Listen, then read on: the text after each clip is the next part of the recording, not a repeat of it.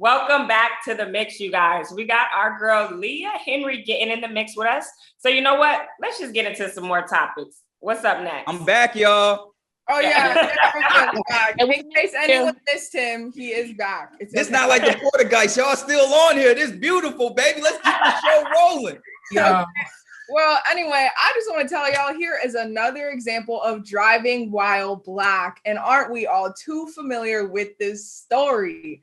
This time, though, it happened to actor and star of 50 Cent's Power. Great show, by the way. Y'all should go watch it. Yeah. Michael Rainey Jr.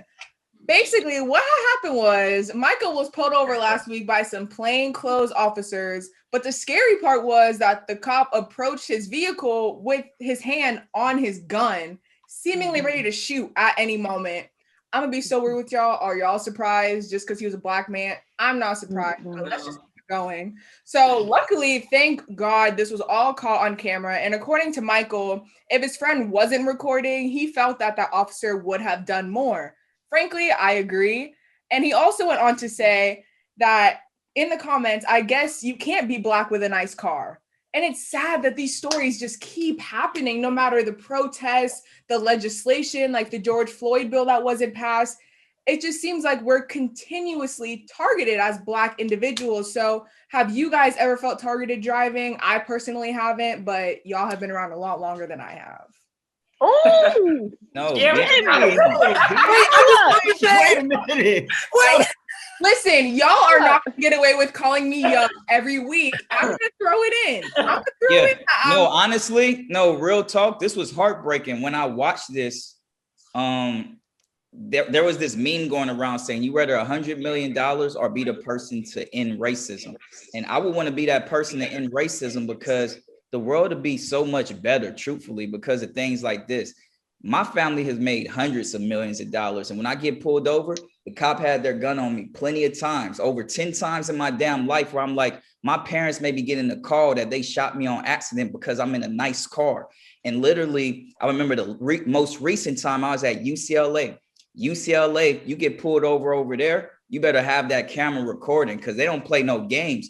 But the guy pulled me over at gunpoint, a black cop, and he was like, is this a stolen vehicle? I'm like, bro, relax. Like, just come check out my registration and get my driver license. Is this a stolen vehicle? And then when he saw it was me, he said, oh, Romeo Miller?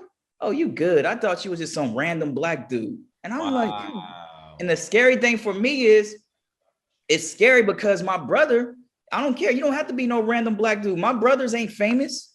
You know, they bigger than me. They 6'4", 6'5". These guys intimidated by black men. And it's like, I have little brothers that literally look like grown men. And it's like, what are they going to go through when they don't realize, oh, I know you from TV, so you're not a threat or this or that. It's sad that we're looked at as a threat because of the skin of the color of our skin. But it is real. I've been through that situation too many times. What's even more sad about the situation is the cop was black that was about to pull out his gun. You know what I mean? Like, that's the saddest part. I think we actually have a clip. Can we show the clip of the video? Just give me the license. Looking for me. Can you take the handle? Wow.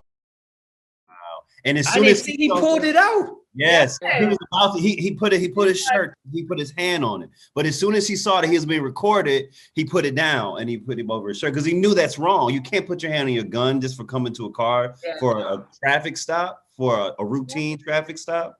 It's crazy, man. This shit has to end. Like, and it's our own people. Our own people are the problem sometimes. It's not just white cops. It's cops in general. Yeah, and I was gonna say that because sadly, I hate to be this person, but it's weird because every run-in I've had that was bad with the cop is a black cop. And that's very ironic, but it's like it is our own people sometimes.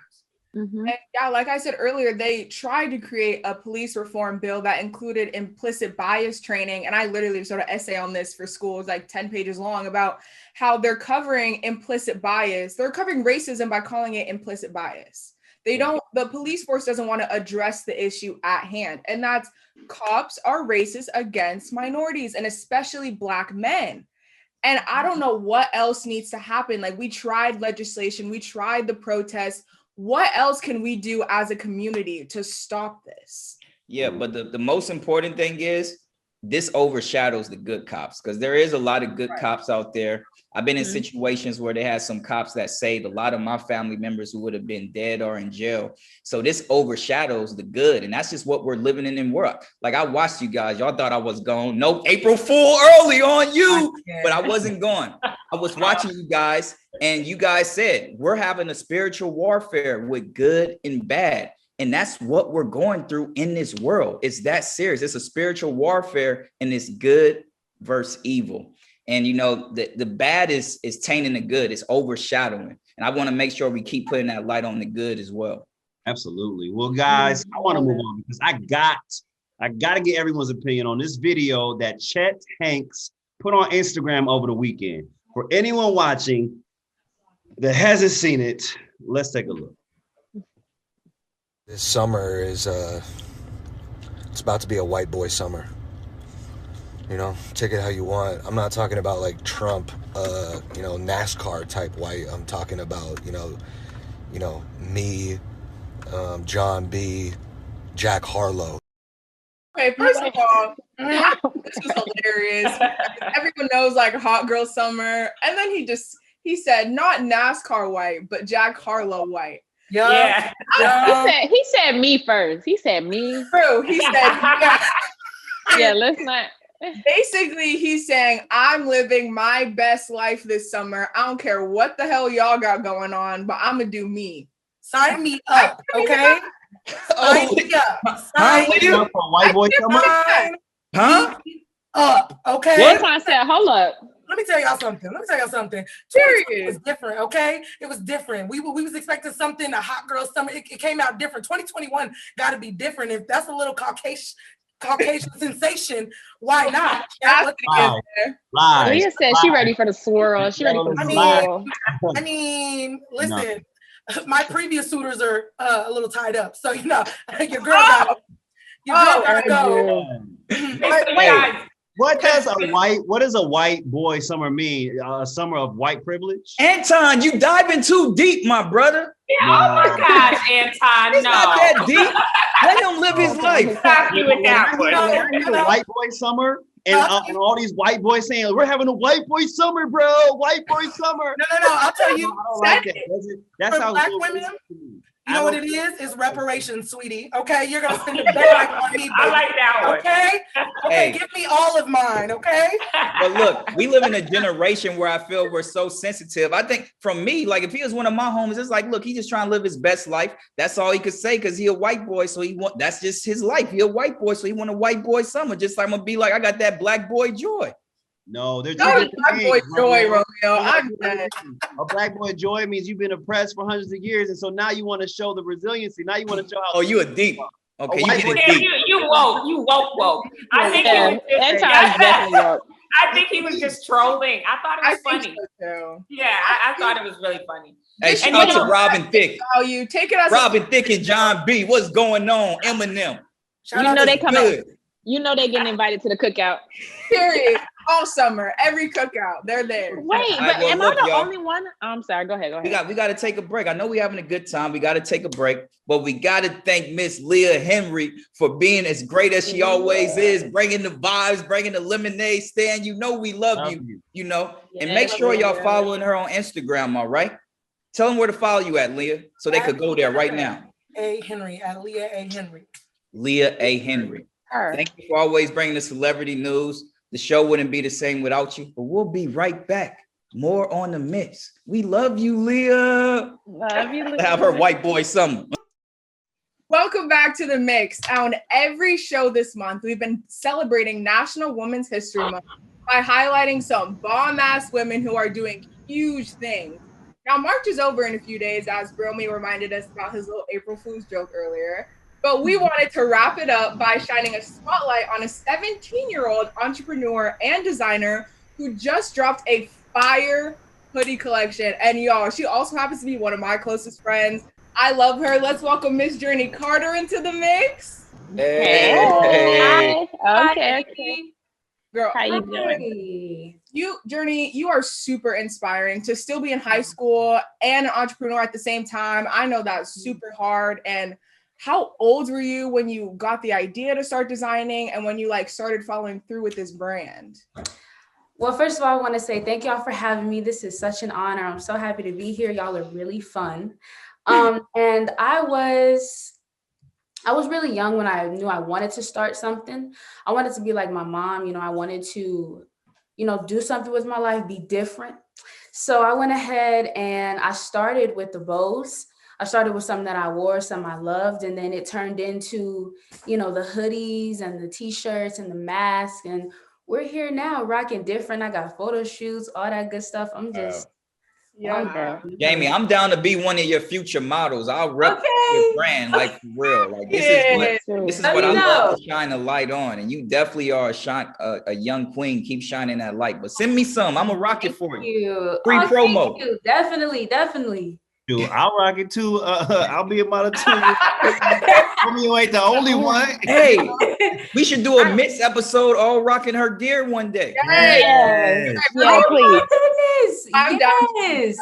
That is so. Don't be like Romeo and never send it though, because at the house. I will send you guys. Don't pick it up at the house. Romeo, you know what? No, let's focus on Journey because Romeo.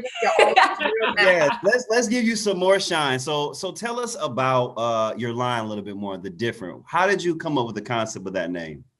Well, different came from. Well, let me start like this. Everybody has times in their lives when they don't feel like they're it. Everybody's influenced by social media and what this person got on and the Patek, the Gucci shoes, all that stuff. Everybody's just so worried about being what's on Instagram.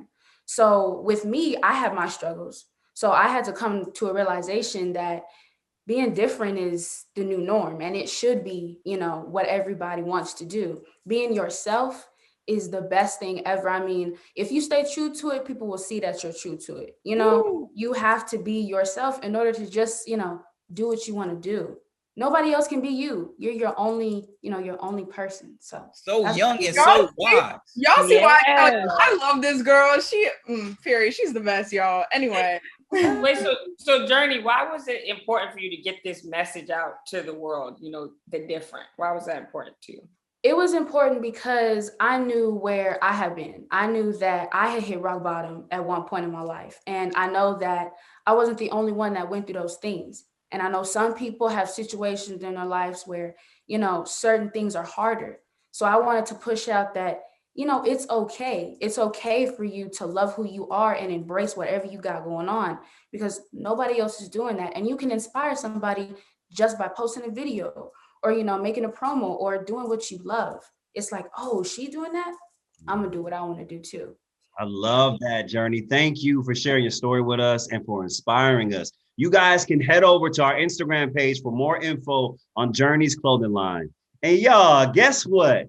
We done hit over 30,000 followers on IG.